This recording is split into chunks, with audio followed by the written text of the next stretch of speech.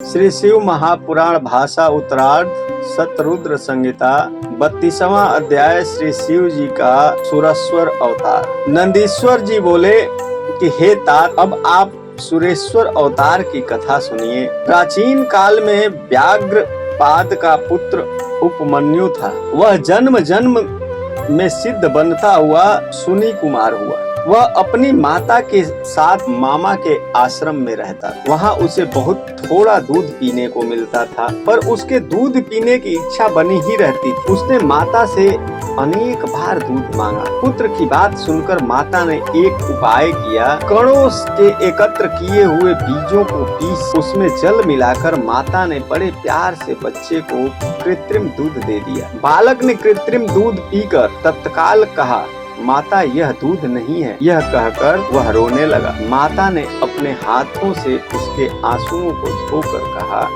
हम वन में रहने वालों के पास दूध कहाँ? शंभु की कृपा के बिना दूध प्राप्त होना दुर्लभ है। हे पुत्र, शिव जी के उद्देश्य से हमने पूर्व जन्म में जो कार्य किया है उसका फल निश्चय मिलेगा। उपमन्यु ने माता के शोकाकुल वाक्य सुनकर उनसे कहा, हे माता जी, तुम चिंता और शोक न करो। यदि शंभु ही सुख के दाता हैं तो अच्छा ही होगा। वह महादेव जहाँ कहीं भी होंगे वहीं जाकर मैं उनको सिद्ध करूंगा।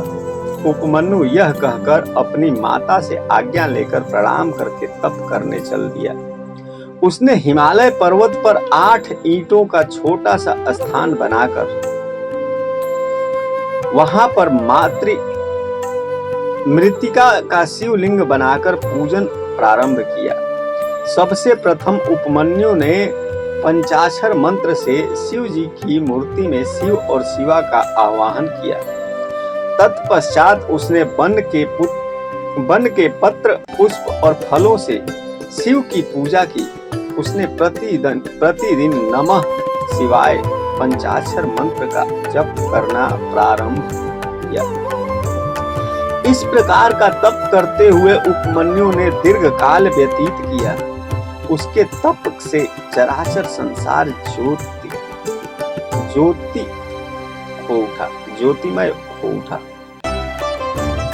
उसी समय विष्णु आदि देवों ने शिव जी की प्रार्थना कर उस बालक के तप का वर्णन किया। उसी समय शंकर ने उपमन्यु का भक्ति की परीक्षा लेने को इंद्र का रूप धारण किया। शिवा इंद्राणी बनी, गणदेव बने और नंदी एरावत गज बने। एरावत पर सवार होकर इंद्र रूप शिव उपमन्यु के आश्रम पर पहुंचे। उन्होंने तापस बालक से कहा कि हे बालक, मैं तुम्हारे तप से प्रसन्न हूँ, तुम वर मांगो। तुम्हारी जो भी इच्छाएं हैं मैं पूर्ण करने को तत्पर हूँ। सुरेश के वचन सुनकर उपमन्यु बोला कि हे प्रभु, मैं तो अपनी केवल शिव में अचल भक्ति चाहता हूँ। इंद्र ने कहा, हे बालक, क्या तुम मुझे जानते नहीं हो? मैं देवों का स्वामी और त्रिलोकी का अधिपति हूँ। सभी देव मुझे सिर झुकाते हैं। तुम मेरे भक्त बनकर मेरा ही अर्चन करो। देखो, निर्गुण रुद्र का बहिष्कार करो, उनसे तुम्हारा कोई कार्य सफल न होगा। वह तो देव जाति के से बाहर हैं, पिशाच हैं। अभद्रक शब्द सुनते ही उपमन्यु ने शीघ्र पंचाक्षर मंत्र का जप किया।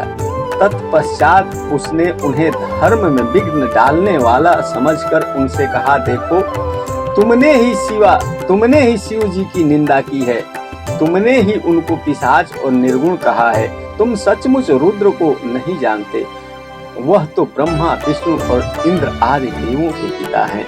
प्रकृति से परे हैं, सत्य और असत्य, व्यक्त और अव्यक्त, नित्य अनित्य, एक और अनेक हैं। मैं उन्हीं से वर मांगना चाहता हूँ, अन्य किसी से नहीं। हे इंद्र, मैं रुद्र की निंदा सुनना पाप समझता हूँ। हे अधम देव, अब मैं दूध की इच्छा को भी त्यागता हूँ।